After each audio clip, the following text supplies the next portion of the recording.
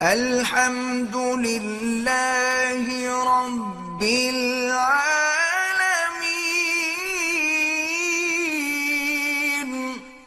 میں کبھی بھی کوشش کرتا ہوں کسی بھیک مانگنے والے کو نہیں دوں، الا یہ کہ جب 100% اطمینان ہو جائے کہ واقعی یہ مستحق ہے اور کچھ کر نہیں سکتا، وہ ایک الگ بات۔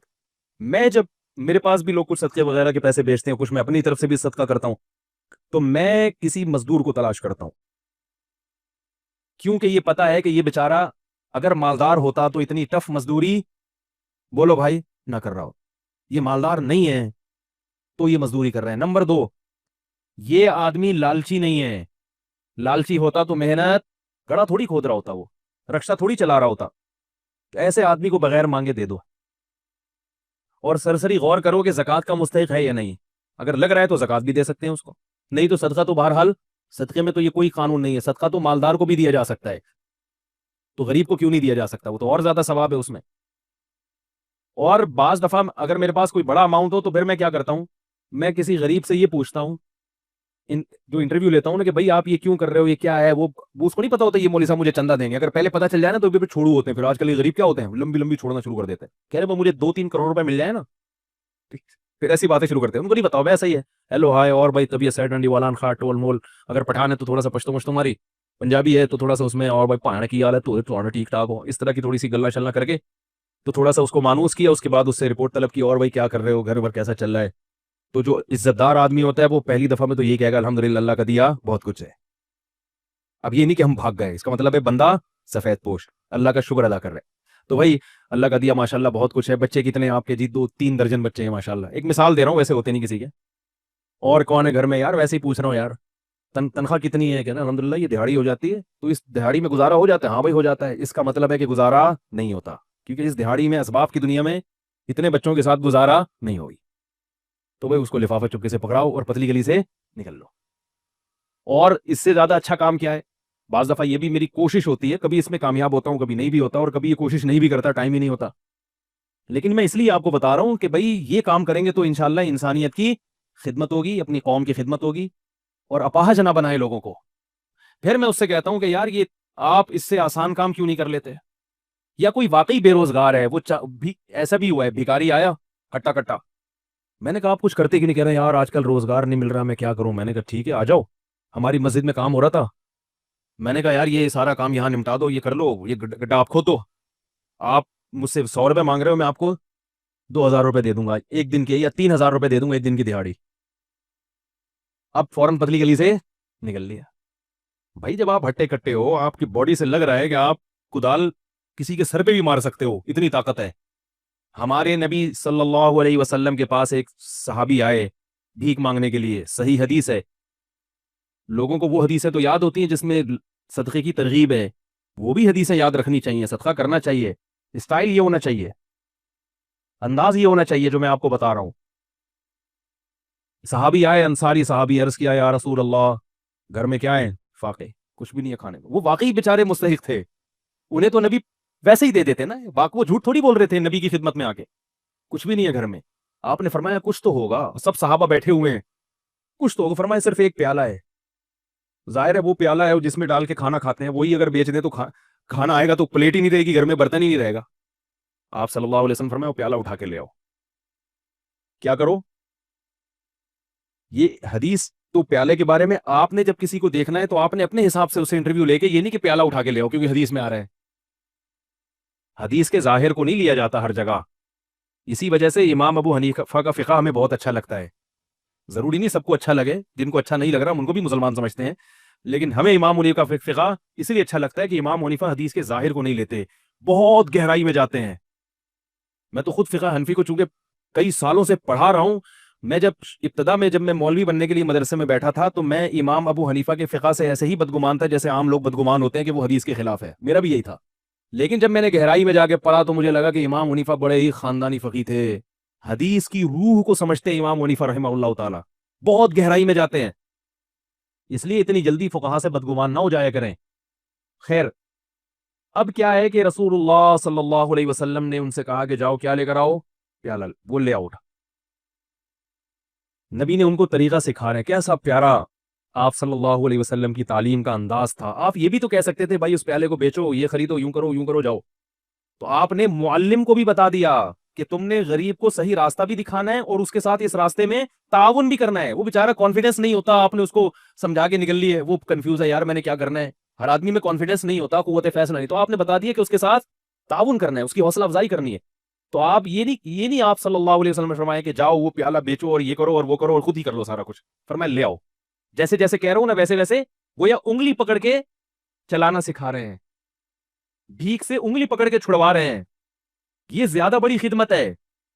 اگر آپ صلی اللہ علیہ وسلم ان صحابی کو کھانا دے دیتے, صدقہ دے دیتے, اگلے دن پھر آ جاتے, وہ تو کھاؤ ختم.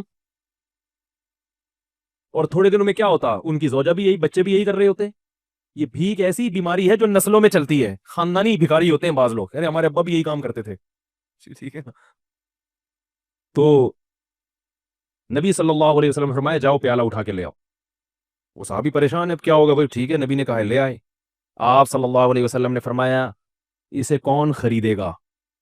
ہر چیز کا کوئی نہ کوئی طلبگار ہوتا ہے. ایک صحابی نے فرمایا 1 درہم میں یہ مجھے دے دیں. آپ نے فرمایا اس سے زیادہ میں کون خریدے گا. بھئی اب بزنس کا تو اصول ہے نا, سرمایہ چاہیے تو جتنا زیادہ سرمایہ لے سکتے ہو. بھئی بزنس کا تو اصول ہے, حلال سرمایہ ہے. تبھی یہ یاد رکھو اسلام نے کسی چیز کی قیمت متعین نہیں کی ہے. نبی نے فرمایا دعو الناس, لوگوں کو اپنے حال پہ چھوڑ دو, قیمتیں متعین مت کرو. ان اللہ هو المسعر, اللہ چیزوں کی قیمتیں خود متعین کرتا ہے. جس چیز کی قیمت اللہ نے بڑھانی ہوتی ہے مارکیٹ سے شارٹ کر دے گا اس کو, جس چیز کی قیمت اللہ نے گھٹانی ہوتی ہے مارکیٹ میں اللہ اس کو وافر مقدار میں پھینک دیتے ہیں. اس لیے اصل اصول یہی ہے کہ کسی چیز کی قیمت متعین نہیں ہے. آپ جو اپنی چیز دھوکہ نہ ہو اس میں, جس قیمت پہ چاہے بیچیں. لوگ کہتے ہیں وہ تو پھر اتنی قیمت چیز مہنگی ہو جائے گی, بھائی وہ آپ سے نہ خریدے, وہ ساتھ والے سے خرید لے. کیا خیال ہے؟ تو وہ تو خود بخود, ہاں گڑبڑ جب ہوگی جب تاجر مل کے آپس میں ایکا کر لیتے ہیں, معاہدہ کر لیتے ہیں کہ اس سے کم پہ نہیں بیچنا, یہ ناجائز ہے. اسی وجہ سے پھر حکومت کو انوالو ہونا پڑتا ہے, چیزوں کی قیمتیں متعین کرتی ہے. تو آپ صلی اللہ علیہ وسلم نے فرمایا کون خریدے گا. ایک صحابی نے کہا 1 درہم میں. آپ نے فرمایا کہ اس سے زیادہ میں کون خریدے گا. ایک صحابی نے کہا میں 2 میں خریدوں گا. اس سے زیادہ بولی لگ نہیں رہی تھی. اگر اس وقت ہمارے وہ ہوتے نا, کیا کریں یار, یہ روحانی بابے ہر جگہ آ رہے ہیں ہمارے. کوئی روحانی بابا ہوتا تو یہ کہتا کہ یہ جو پلیٹ ہے نا اس میں دم کیا ہوا ہے میں نے, 1 کروڑ میں بکتا وہ. تو وہ جو برتن لے کر آئے تھے نا, وہ بجائے کلاڑی خریدنے کے روحانی علاج کا کاروبار شروع کر دیتے. کیا خیال ہے؟ ابھی ہمارے یہاں یہ بھی ہو رہا ہے کہ بعض لوگ کہتے ہیں یار میں اس کے پاس گیا ہوں اپنے کاروبار میں دم کروانے کے لیے, اور اس کو میں نے 50,000 روپے دیے ہیں, تو میری ارننگ تو روز کی 50,000 ہو نہیں سکتی, تو میں یہ دم والا کام ہی کاروباری کیوں نہ شروع کر لوں. میں بھی لوگوں کو کاروباری مشورے دوں, وہ دم کرایا گیا, دم دمادم ہو جائے گا ٹائٹ والا کام. اس لیے میں کہتا ہوں کہ جو روحانی علاج والوں کے پاس اگر کاروبار میں برکت کے لیے جا رہے ہو تو بھائی روحانی علاج ہی شروع کر دو, تو ایسے ٹائٹ کاروبار ہو جائے گا. لیکن یہ گھٹیا کام ہے, روحانی علاج گھٹیا کام نہیں ہے. یہ جو اس طریقے سے لوگوں کو بیوقوف بنانا, یہ گھٹیا کام ہے. خیر, تو آپ صلی اللہ علیہ وسلم نے فرمایا اس سے زیادہ میں کون خریدے گا. صحابی نے کیا کہا, میں 2 درہم میں. 2 درہم میں خریدا. 2 درہم آپ صلی اللہ علیہ وسلم نے ان صحابی کو دیے. فرمائے 1 درہم سے کلاڑی لے کر آؤ اور 1 سے اپنے اور اپنے بچوں کے لیے کھانا لے کر آؤ, گزارا چلاؤ فی الحال, کیونکہ بھوک کا بھی تو کوئی علاج کرنا ہے نا. تو وہ گئے, 1 درہم سے کیا خریدا, گزارے لائق. یہ نہیں کہ پیزا لے کے جا رہے ہیں. آج یہ بھی ہوتا ہے, اپنی حرکتیں ٹھیک نہیں ہیں, اتنی ارننگ نہیں ہے جتنا گھر میں خرچہ شروع کر دیا, اور کہنے خرچے ہی نہیں پورے ہو رہے ہیں, خرچے ہی نہیں پورے. اور کہاں سے پورے ہوں گے بھائی آپ کے؟ آپ کی اوقات, دکان آپ کی پکوڑوں کی ہے, اور باتیں کیا کر رہے ہو, کروڑوں کی باتیں کر رہے ہو.